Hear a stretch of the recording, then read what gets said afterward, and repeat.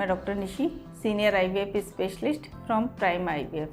आज हम डिस्कस करेंगे ओवुलेशन, रिप्रोडक्टिव सिस्टम और हार्मोन्स के बारे में। जैसा कि आप सब जानते हैं, जो रिप्रोडक्टिव सिस्टम है इसमें आपकी 2 ओवरी होती हैं, 2 ट्यूब होती हैं और एक यूट्रस होता है और वेजाइना होती है। ये फीमेल के जेनाइटल ऑर्गन होते हैं जो कि आपको कंसीव करने में, बेबी कैरी करने में, इन सब में हेल्प करते हैं। तो हमारा क्वेश्चन आता है कि हमारा ओवुलेशन कब होता है, ताकि हम जब साथ में रहें तो हम जल्दी से जल्दी कंसीव कर पाएँ।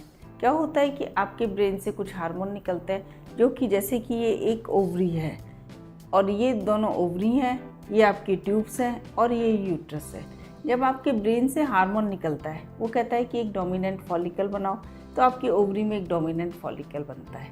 जब आपकी ओवरी में डोमिनेंट फॉलिकल बनना शुरू होता है, इसी के साथ एक एस्ट्रोजन हार्मोन ओवरी से सिक्रीट होता है और वो आपके यूट्रस पे इफेक्ट डालता है और यूट्रस में आपकी लाइनिंग प्रिपेयर होना शुरू होती है।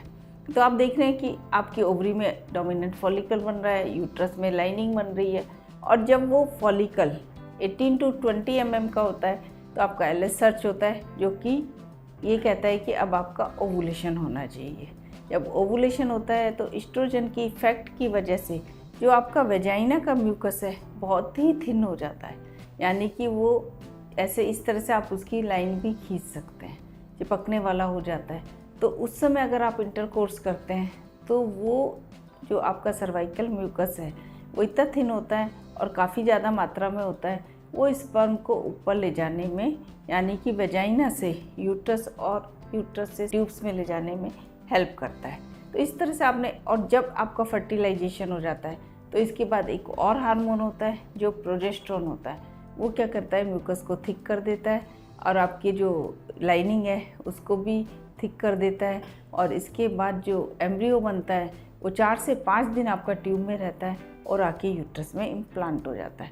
तो देखो, ये पूरी एक साइंस है।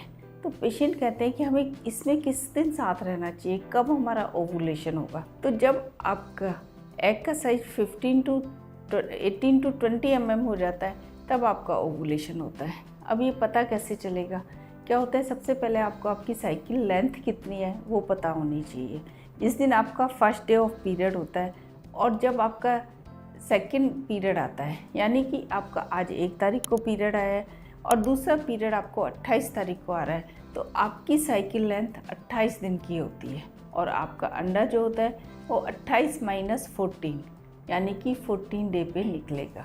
अगर आपकी साइकिल लेंथ 35 दिन की है, यानी कि आपको 1 को पीरियड आ रहा है और सेकंड पीरियड आपको 35 को आ रहा है, 35, तो 35 - 14 यानी कि 21 को आपका ओवुलेशन होगा।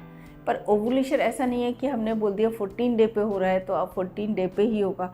हम एक फर्टाइल पीरियड काउंट करके चलते हैं, फर्टिलिटी विंडो काउंट करके चलते हैं, जो कि 2-3 दिन पहले ओवुलेशन से या 2-3 दिन बाद होती है। तो उस समय आपको इंटरकोर्स करना चाहिए। उस समय आपका जो फॉलिकल है, एग है, रैप्चर हुआ है, उसको स्पर्म मिलना चाहिए, तभी आपका एम्ब्रियो बनेगा और वो आके यूट्रस में इम्प्लांट होगा। तो ओवुलेशन के दौरान आप कई बार लेडीज़ की बॉडी में इतने चेंजेज होते हैं कि उसको पता चल जाता है कि उसका ओवुलेशन हो रहा है। जैसे कि उसका टेम्परेचर थोड़ा इंक्रीज हो जाता है, जैसा मैंने सर्वाइकल म्यूकस का बताया, वो कॉपियस काफ़ी और बहुत ही थिन हो जाता है। इसके अलावा कई बार जो लेडीज़ हैं वो एक पेन फील करती हैं कंटिन्यू 6 से 8 घंटे तक।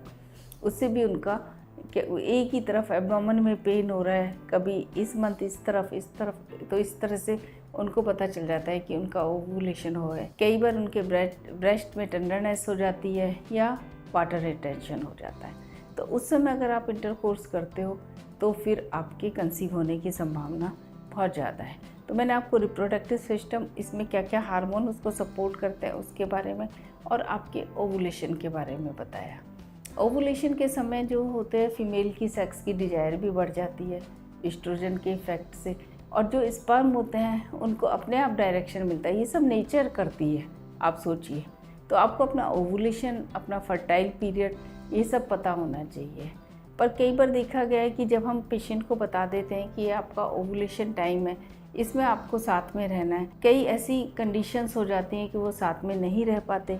कभी उनकी अलग अलग पोस्टिंग की वजह से या अलग अलग वर्क प्रोफाइल की वजह से या आपके स्ट्रेस की वजह से, इन सब चीज़ों की वजह से वो इंटरकोर्स नहीं कर पाते हैं, तो फिर उनको ये प्रॉब्लम होती है। तो इस समय आपको अगर कंसीव करना है तो आप अपनी IUI करा सकते हैं। IUI कोई ज़्यादा ऐसा बहुत डिफ़िकल्ट प्रोसीजर नहीं है। उसमें आपके हस्बैंड के स्पर्म ही लेके वॉश करके आपके यूट्रस में डालते हैं ताकि आपको कंसीव करने में प्रॉब्लम ना हो। तो आपको अपने ओवुलेशन से संबंधित या फिर आपके हार्मोन से संबंधित या आपको अपने किसी भी कंसीव करने में प्रॉब्लम आ रही है उससे संबंधित क्वेश्चन है तो आप मुझे ईमेल कर सकते हैं या सजेशन बॉक्स पे जाके पूछ सकते हैं।